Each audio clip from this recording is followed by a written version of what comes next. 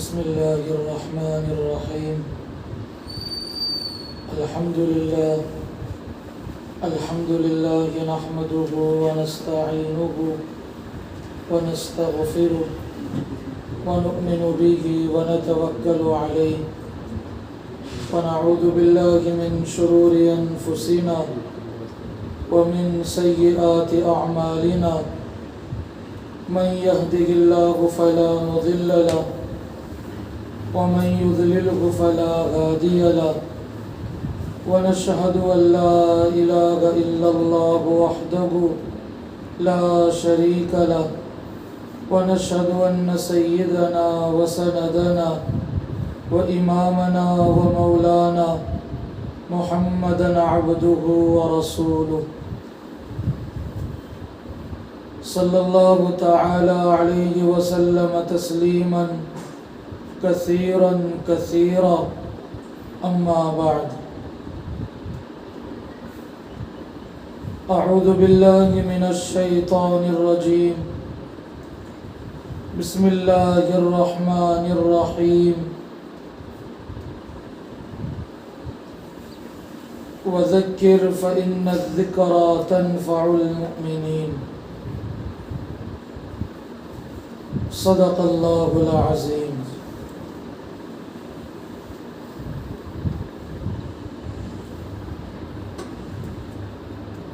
اللہ تعالیٰ نے اس دنیا میں بسنے والے ایک ایک انسان کو اس لیے پیدا کیا کہ انسان اپنی دنیا میں زندگی گزارنے میں جتنا ہو سکے اپنے اللہ کو راضی رکھے، ایسے کام کرے جس سے اللہ تعالیٰ خوش ہوتے ہیں، اور ایسے کاموں سے بچے جس سے اللہ ناراض ہو جاتے ہیں. تو میری مائیں بہنیں، قدم قدم پر اس بات کی فکر ہو، میں کوئی کام ایسا نہیں کروں گی جس کی بنیاد پر میرے پیدا کرنے والے مجھ سے ناراض ہو جائیں. مردوں کے مقابلے میں عورتوں میں بعض بڑے بڑے گناہ بہت عام ہوتے ہیں، جیسے بدگمانی کا گناہ، غیبت کا گناہ، چغل خوری کا گناہ. میری بائیں بہنیں، ان گناہوں سے بطور خاص بچنا چاہیے. اللہ کو وہ بندی بہت پسند آتی ہے جو خود کو مکمل طور پر گناہوں سے بچاتی ہے. تو قدم قدم پر یہ فکر اپنے اندر پیدا کریں، میں اپنی زندگی ایسی گزاروں گی کہ میری زندگی سے میرا اللہ خوش ہو جائے. بڑے خوش نصیب ہوتے ہیں وہ لوگ جن میں یہ فکر سوار رہتی ہے کہ میں اپنے اللہ کو کیسے خوش کروں. اور بڑے بدنصیب ہوتے ہیں وہ لوگ جو قدم قدم پر اللہ کی نافرمانی کرتے ہیں، گناہ کرتے ہیں. اللہ کی اطاعت سے انہیں کوئی خاص تعلق بھی نہیں ہوتا. یہی وہ لوگ ہیں جن کے بارے میں قرآن کہتا ہے اولئک کالانعام بل هم اضل، کہ ایسے لوگ جانوروں کی طرح ہیں. بلکہ اللہ نے قرآن میں فرمایا بل هم اضل، کہ جانوروں سے بھی بدتر ہیں. تو میری مائیں بہنیں، اللہ کو نافرمانی، اللہ تعالیٰ کی نافرمانی، اللہ کی اطاعت نہ کرنا، گناہوں کے ساتھ زندگی گزارنے سے انسان ہو کر بھی بعض دفعہ جانوروں سے بدتر بن جاتا ہے۔ اور جو خوش نصیب لوگ ہوتے ہیں، ایمان، نیک اعمال، اپنے اللہ کو خوش کرنے میں لگے رہتے ہیں، ایسے لوگوں کے بارے میں قرآن نے کہا اولئک ہم خیر البریہ، کہ ایسے لوگ بریہ میں سب سے بہتر ہیں۔ بریہ کہتے ہیں مخلوق کو۔ تو پتہ چلا اگر انسان ایمان لانے کے بعد نیک عمل کرتا رہے تو اس نیک اعمال کی بنیاد پر، نیکی والی زندگی کی بنیاد پر، اللہ تعالیٰ ایسوں کو پوری دنیا میں سب سے افضل بنا دیتے ہیں۔ تو میری مائیں بہنیں، ہمارے سامنے اب دو چیزیں ہیں، ایک نیک عمل کر کے اپنا مقام و مرتبہ سب سے افضل بنا سکتے ہیں، بلکہ علماء نے لکھا انسان ہونے کے باوجود بھی نیک عمل کرے گا، اللہ تعالیٰ اسے فرشتوں سے افضل مقام دیں گے۔ اور دوسرا راستہ یہ ہے کہ انسان اللہ کی نافرمانی کرے، اتنی نافرمانی کرے کہ انسان ہو کر بھی قرآن اور اللہ تعالیٰ کی نظروں میں جانور بلکہ جانوروں سے بدتر ہو جائے۔ اللہ تعالیٰ سے دعا ہے اللہ تعالیٰ ہمیں ایسی منحوس زندگی سے ہماری ہمیشہ حفاظت فرمائے۔ میری مائیں بہنیں، چند بڑے بڑے گناہ ہیں جو عورتوں میں خاص طور پر پائے جاتے ہیں۔ ان میں ایک بڑا گناہ غیبت کا گناہ ہے۔ غیبت کہتے ہیں کسی کی برائی، کسی کے پیٹھ پیچھے کرنا۔ یہ چیز اللہ تعالیٰ کو بہت ناپسند، اتنا ناپسند، اللہ تعالیٰ نے قرآن میں فرمایا اَيُحِبُّ أَحَدُكُمْ أَن يَأْكُلَ لَحْمَ أَخِيهِ مَيْتًا، کیا تم میں سے کوئی پسند کرتا ہے کہ وہ اپنے مرے ہوئے بھائی کا گوشت کھائے؟ تو میری مائیں بہنیں، عورتوں میں یہ گناہ بہت عام ہوتا ہے۔ جہاں کہیں 2-3 عورتیں بیٹھ گئیں، کسی نہ کسی کی برائی، کسی نہ کسی کی غیبت، کسی نہ کسی کے پیچھے ان کے بارے میں بدگمانی کی باتیں، میری مائیں بہنیں، یہ سب تباہی کا راستہ ہیں۔ کسی کی غیبت کرنا، کسی کے پیٹھ پیچھے برائی کرنا اللہ کے نبی کو اتنا ناپسند تھا۔ اللہ کے نبی سرکار دو جہاں صلی اللہ علیہ وسلم نے ارشاد فرمایا الغیبت اشد من الزنا، کہ غیبت کرنا منہ کالا کرنے سے بدتر گناہ ہے، زنا کرنے سے بدتر گناہ ہے۔ اس لیے میری مائیں بہنیں، قدم قدم پر اس بات کی فکر اپنے اندر پیدا کریں، ہم اپنی زبانوں کا کبھی غلط استعمال نہیں کریں گی۔ ایک بزرگ تھے، ان کو ایک آدمی نے دعوت کیا، وہ کھانے کے لیے جب جانے لگے، جب گھر پر پہنچے دسترخوان لگا ہوا تھا، دسترخوان پر جب کھانا کھانے کے لیے بیٹھنے لگے تو دیکھا کہ گھر کا جو میزبان ہے، جس نے دعوت کیا تھا، وہ کسی کی برائی کر رہا تھا۔ تو حضرت نے بجائے کھانا کھانے کے وہاں سے اٹھ کر واپس جانے کا ارادہ کیا، گھر کے باہر نکل گئے۔ میزبان نے پوچھا حضرت آپ آئے تو تھے کھانا کھانے کے لیے، آپ نے میری دعوت بھی قبول کی تھی، لیکن کھانا کھائے بغیر آپ جا رہے ہیں۔ وہ بزرگ نے بڑی عجیب بات ارشاد فرمائی، فرمانے لگے میں تو سمجھا تھا آج دعوت میں کوئی حلال جانور کا گوشت پکایا ہوا ہوگا، لیکن جب یہاں آیا دیکھا کہ تمہاری زبانوں پر غیبتیں تھیں، غیبت کرنا اپنے مرے ہوئے بھائی کے گوشت کھانے کی مانند ہے۔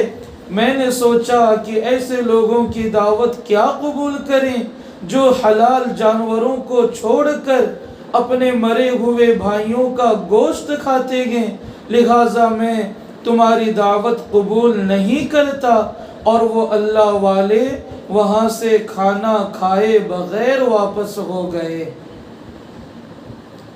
تو میری مائیں بہنیں، یہ غیبت کا گناہ بہت بڑا گناہ ہے، بہت بڑا گناہ ہے، بہت بڑا گناہ ہے۔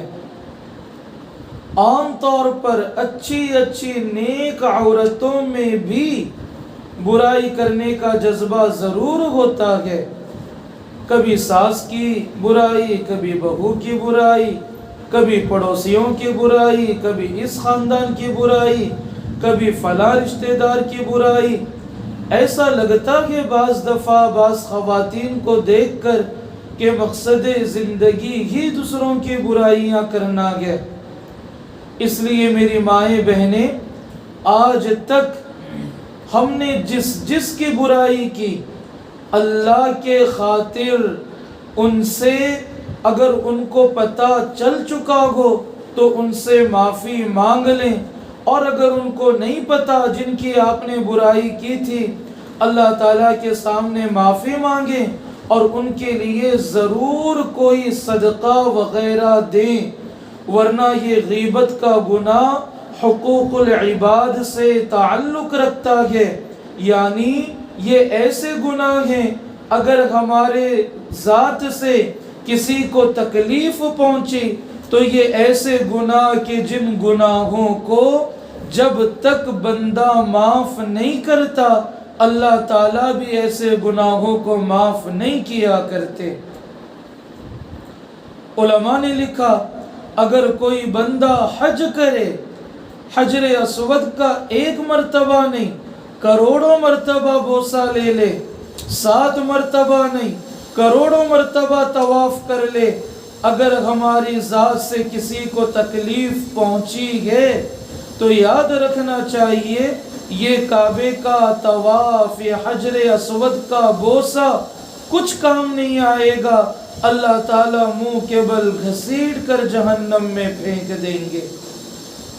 اللہ کے نبی نے ارشاد فرمایا سچا ایمان والا وہ ہوتا ہے جس کی اپنی ذات سے کسی کو تکلیف نہ پہنچے۔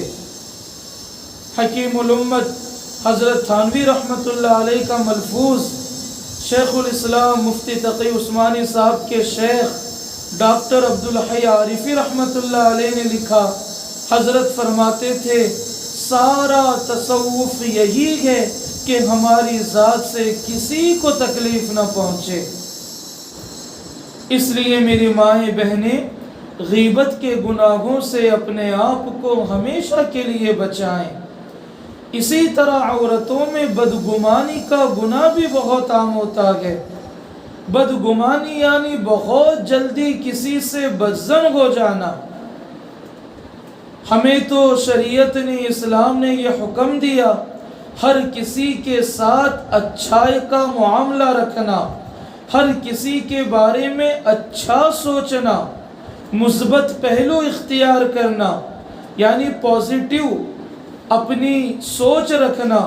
لیکن آج کل ہمارے معاشرے میں مثبت چیزوں کے بجائے منفی پہلو بہت زیادہ ہیں، نیگیٹو سوچ بہت زیادہ۔ میری بہنیں، میری مائیں، یاد رکھنا بدگمانی ایسا گناہ ہے اگر ہم نے کسی کے بارے میں غلط سوچا، غلط سوچ کر کچھ برائی کر دی کل قیامت کے دن اللہ تعالی علماء نے لکھا ہے اس وقت تک جنت میں نہیں بھیجیں گے جب تک اللہ تعالیٰ یہ نہ کہہ دیں کہ فلاں کے بارے میں جو تم نے برا سوچا تھا آج اس کو دلیل کے ساتھ میرے سامنے سچا ثابت کرو۔ میری مائیں بہنیں بتائیں، اللہ تعالیٰ کے سامنے حساب دینا کس کے بس کی بات ہے؟ اس کے لیے بدگمانی کے گناہ سے خاص طور پر بچیں۔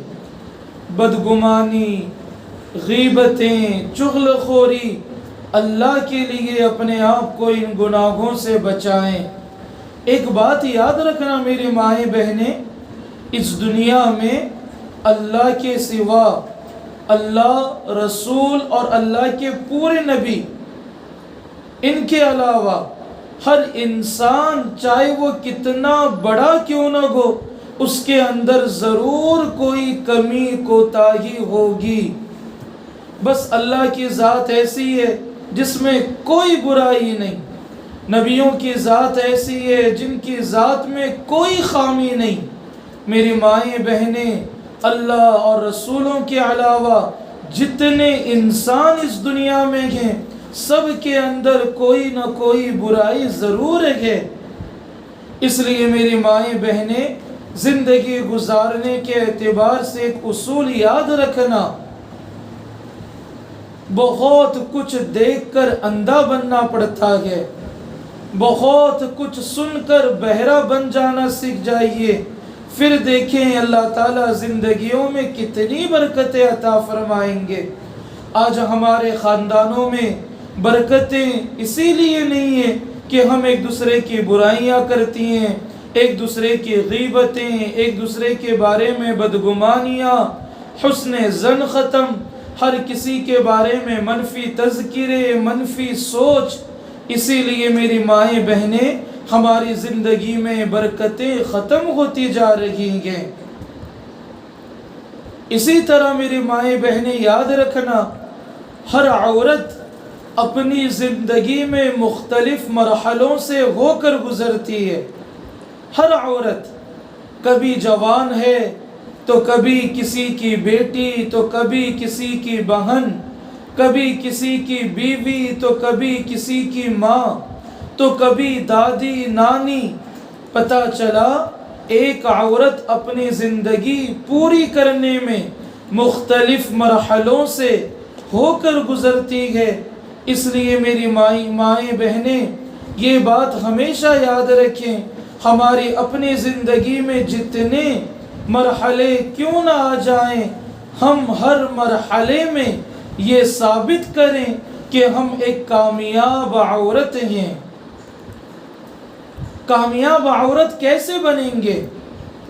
جیسے مثال کے طور پر بچپنا ہے، نوجوانی ہے، شادی سے پہلی کی عمر ہے، تو میری مائیں بہنیں یاد رکھنا، کوئی قدم ایسا نہ اٹھایا جائے کہ ہماری اپنی اٹھائے ہوئے برے قدم کی بنیاد پر کوئی ہمارے ماں باپ پر انگلی اٹھا سکے، کوئی ہمارے رشتہ داروں پر انگلی اٹھا سکے، کوئی اسلام پر انگلی اٹھا سکے۔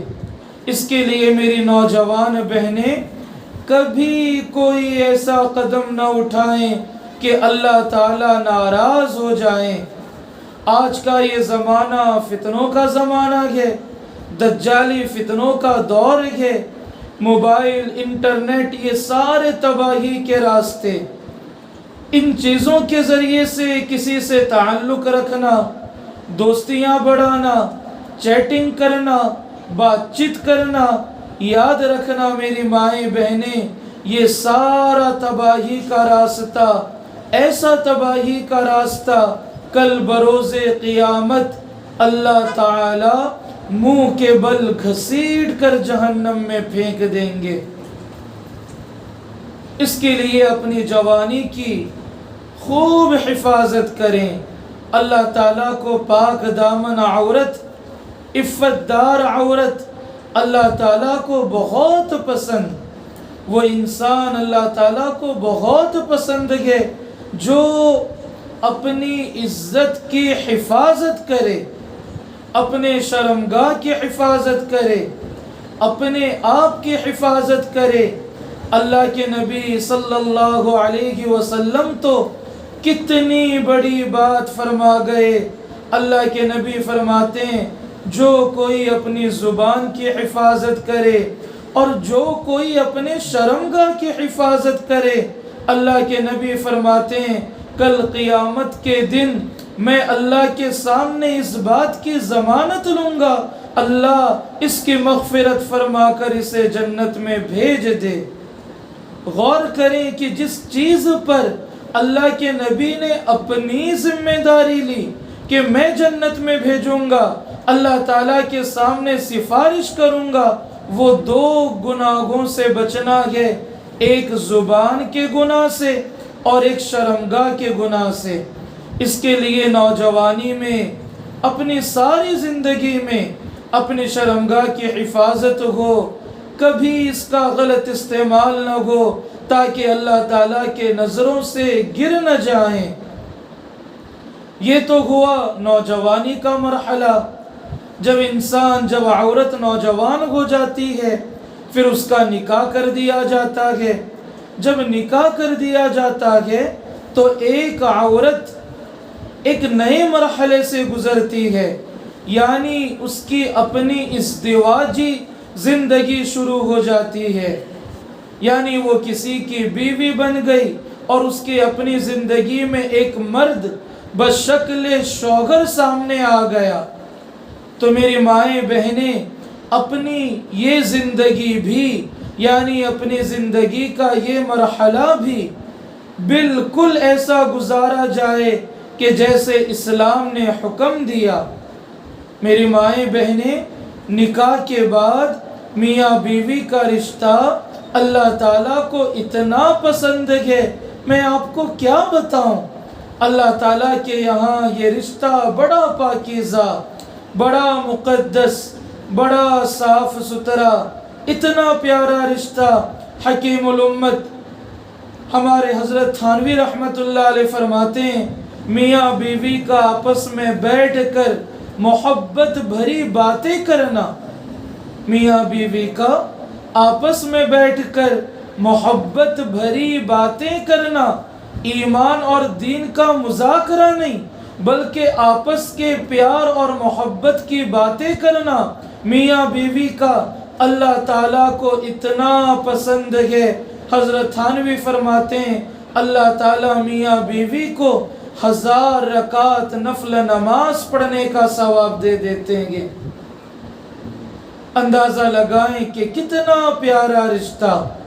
تو میری مائیں بہنیں جن کا نکاح ہوا وہ اپنے شوہر کو، اپنے لائف پارٹنر کو، اپنے شوہر کو اپنے لیے سرتاج سمجھے، دنیا کا سب سے قیمتی سرمایہ سمجھے، دنیا کا سب سے قیمتی دولت اور دنیا کی سب سے عظیم اور بڑی نعمت اپنے لیے اپنے شوہروں کو سمجھا کریں۔ ہمارے حضرت فرماتے ہیں بدترین عورت ہے وہ جو نکاح کے بعد اپنے شوہر کے لیے تکلیف کا ذریعہ بن جائے، اور بدترین شوہر ہے وہ جو نکاح کے بعد اپنے بیوی کے لیے تکلیف کا ذریعہ بنے۔ یعنی پتہ چلا نکاح کے بعد، نکاح کے وقت تو ایک دوسرے سے محبت کی باتیں ہر کوئی کرتا ہے، لیکن نکاح کے بعد کچھ دن گزر جانے کے بعد بعضے ایک دوسرے کے لیے تکلیف کا ذریعہ بنتے ہیں، حقوق ادا نہیں کرتے۔ تو یاد رکھنا چاہیے وہ عورت بدترین عورت ہے اللہ تعالیٰ کی نظروں میں جو اپنے مرد کے لیے تکلیف کا ذریعہ بن جائے، اور وہ شوہر بھی بدترین ہے جو اپنی بیوی کے لیے تکلیف کا ذریعہ بنے۔ تو میری مائیں بہنیں اپنے شوہر کو اپنے لیے دنیا کا سب سے قیمتی سرمایہ سمجھیں، ان کی خدمت کریں، ان کی عظمت ہو، ان کا احترام ہو۔ جب شوہر کام کاج کے لیے گھر سے نکلے، मुस्कुराते हुए चेहरे के साथ उसे रुखसत किया करे। जब शाम के वक्त थका मांदा शौहर घर पर पहुंचे, उस वक्त खुशी भरे अंदाज में मुस्कुराते हुए चेहरे के साथ उसका इस्तकबाल करे, उसे वेलकम कहें, खूब उसकी खिदमत का, खूब उसकी राहत का पूरा ख्याल रखें।